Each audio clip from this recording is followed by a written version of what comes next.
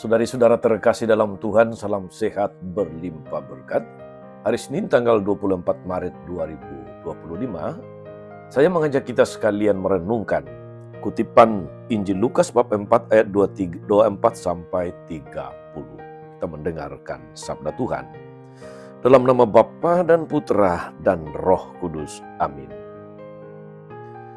Ketika Yesus datang ke Nazaret, ia berkata kepada umat di rumah ibadah, "Aku berkata kepadamu sesungguhnya, tak ada nabi yang dihargai di tempat asalnya.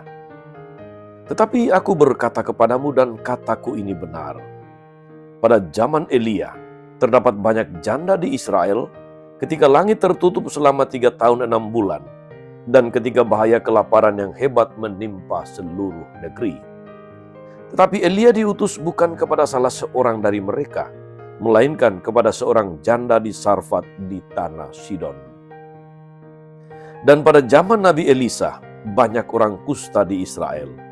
Tetapi tak ada seorang pun dari mereka yang ditahirkan, selain daripada Naaman orang Syria itu." Mendengar itu sangat marahlah semua orang yang di rumah ibadah itu. Mereka bingung, lalu menghalau Yesus keluar kota dan membawa dia ke tebing gunung, tempat kota itu terletak, untuk melemparkan dia dari tebing itu. Tetapi Yesus berjalan lewat dari tengah-tengah mereka lalu pergi. Demikianlah sabda Tuhan. Bapak Ibu, saudari-saudara umat beriman terkasih dalam Tuhan kita Yesus Kristus. Santa Teresa dari Lisieux atau dari Lisieux, dalam sebuah catatan hariannya, dia menulis demikian.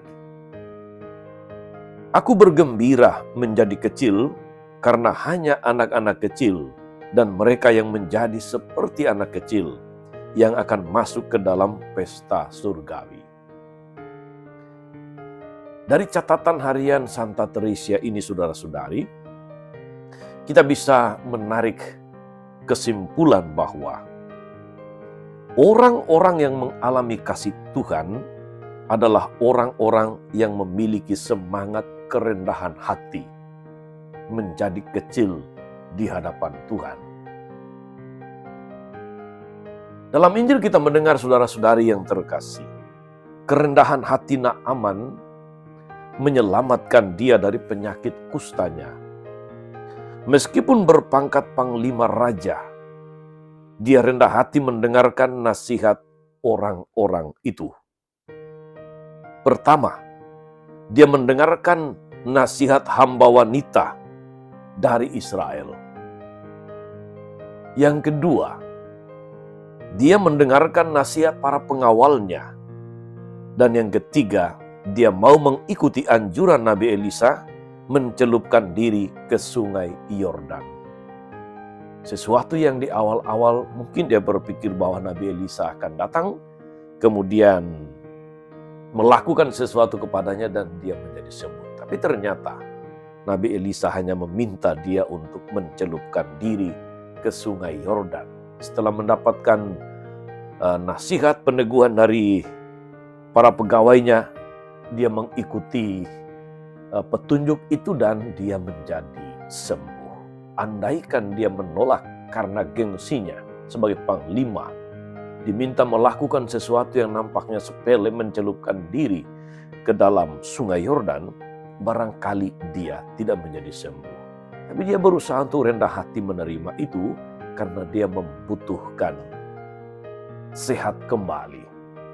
Saudari-saudara umat beriman terkasih dalam Tuhan, ketika Yesus ditolak oleh orang-orang di kampung asalnya, di kampung halamannya, cerita janda Sarfat dan Naaman dipakainya sebagai contoh untuk mengatakan bahwa orang-orang yang rendah hati seperti merekalah yang mengalami kasih, yang mengalami pemeliharaan Allah.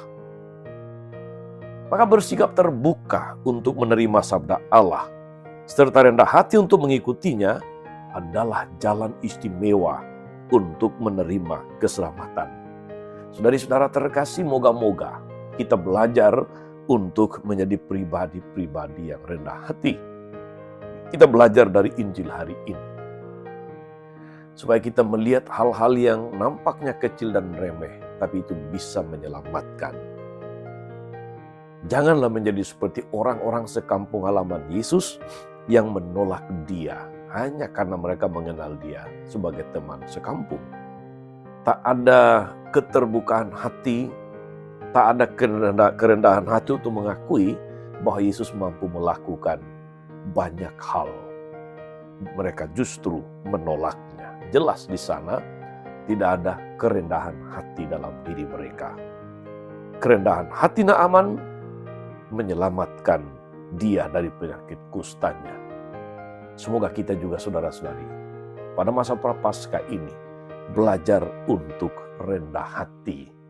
Dan itu berarti belajar untuk menanggalkan gengsi karena jabatan, karena pangkat, karena status sosial, karena status ekonomi. Apalah arti itu di hadapan Tuhan. Tuhan Yesus memberkati. Amin.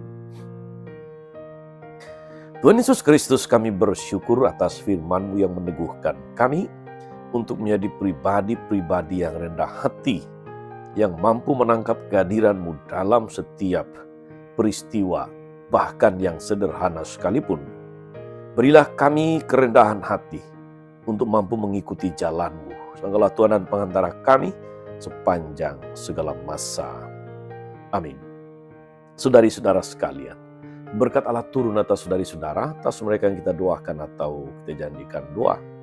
Mereka yang sakit dan menderita, segala rencana karya pelayanan hari ini, Bapa dan Putra dan Roh Kudus. Amin. Tetap sehat, teruslah menjadi berkat. Jangan lupa like, subscribe, nyalakan lonceng notifikasinya. Salam 52, Tuhan memberkati.